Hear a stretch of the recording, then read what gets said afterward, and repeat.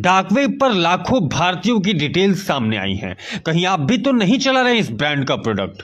Boat के भारतीय बाजार में कई सस्ते ईयरबड्स, TWS स्पीकर और स्मार्ट वॉच आदि मौजूद हैं। क्या आप जानते हैं कि एक मीडिया रिपोर्ट्स में दावा किया गया है कि इस ब्रांड का डेटा लीक हो गया है, जिसमें 75 लाख आम भारतीय यूजर्स का नाम शामिल है। इस लीक में नाम, पता, मोबाइल नंबर, ईमेल आईडी और बैंक कार्ड तक की डिटेल्स शामिल है। साइबर क्रिमिनल्स इस जानकारी का गलत इस्तेमाल कर सकते हैं और आपका बैंक अकाउंट खाली कर सकते हैं।